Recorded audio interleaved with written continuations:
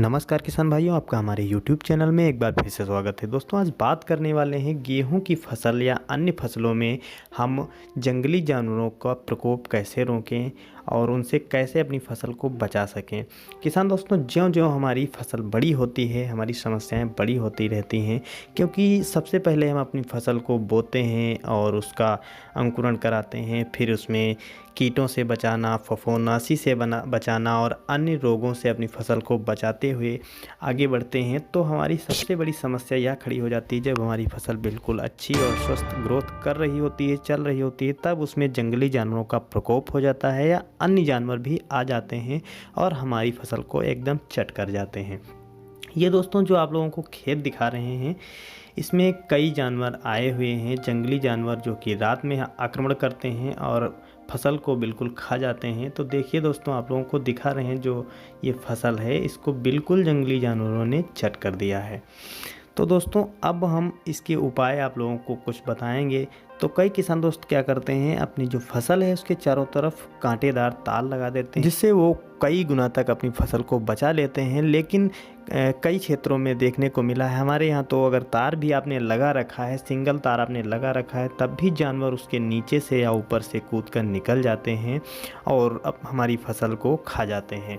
तो किसान दोस्तों, यह फ़िलहाल बहुत महंगा उपाय है, इसको हर किसान अपना नहीं सकता है। और जो दूसरा उपाय हम आप लोगों को बताने वाले हैं, वह सस्ता और आसान भी है, उसको आप आसानी से प्रयोग में ला सकते हैं। जिसके लिए आपको क्या करना होगा, जो आपकी फसल है उसके चारों तरफ कुछ डंडे लगा लेने होंगे और आपको मार्केट से पन्नी ले लेनी होगी, जो चमकदार पन्नी होती है। उसको लगाने से आप अपनी फसल में जानवरों के प्रकोप को रोक सकते हैं, क्योंकि वह रात में हिलती रहती है और चमकती रहती है। जब हल्की सी भी हवा चलने पर वह पन्नी चमकती है, जिससे जानवर दूर से डर जाते हैं और हमारी जो फसल है उसके नज़दीक नहीं आते हैं।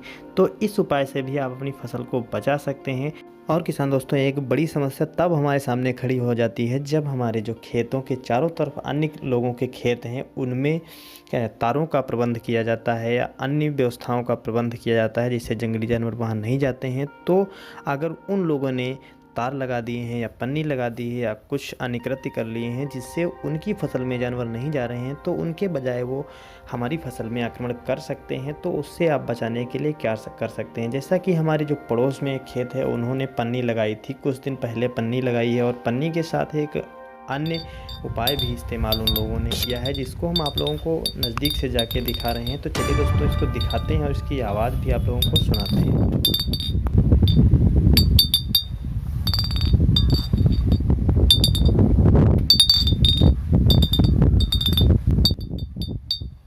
जी हाँ दोस्तों, यह उपाय उन लोगों ने किया है और एक डंडे की सहायता से उन्होंने बोतल को लटका दिया है, जो कि बोतल कांच की है और उसमें एक लोहे की कील भी लगी है और नीचे कागज़ का टुकड़ा लगा है, जो हवा की सहायता से बराबर घूमता रहता है, हिलता रहता है, जिससे वो कील भी हिलती है और कील टकराती रहती है जो कांच की बोतल है उसमें।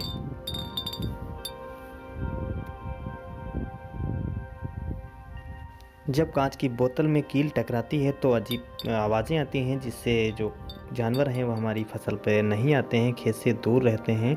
चलिए किसान दोस्तों, और आप लोगों को एक बहुत ही बेहद आसान और बेहद बढ़िया तरीका आप लोगों को बताने वाले हैं, जिसका उपयोग करने के बाद आप अपनी फसल में जंगली जानवरों से बिल्कुल छुटकारा पा सकते हैं। इसके लिए आप लोगों को क्या करना है, जो बोन फर्टिलाइज़र आती है उसका प्रयोग करना है, जिससे आप अपनी फसल में जंगली जानवरों से छुटकारा पा सकते हैं। हमने भी अपनी फसल में इसका प्रयोग किया है और जो कि 4 या 5 दिन के बाद जो रिज़ल्ट रहेगा वो भी आप लोगों को दिखाने की कोशिश करेंगे। इसके लिए आप लोगों को क्या करना होगा, जो हमारा चैनल है उसको सब्सक्राइब कर लीजिए और बेल आइकन दबा दीजिए, ताकि जब इसकी अपडेट अगर हम लाएँ तो आप लोगों को समय पर मिल सके। तो किसान दोस्तों, अगर आप बोन फर्टिलाइज़र का प्रयोग करना चाहते हैं तो उसके लिए आपको क्या करना होगा, आपको 10 से 12 केजी प्रति 1 एकड़ के हिसाब से इसका प्रयोग करना है, डालना है।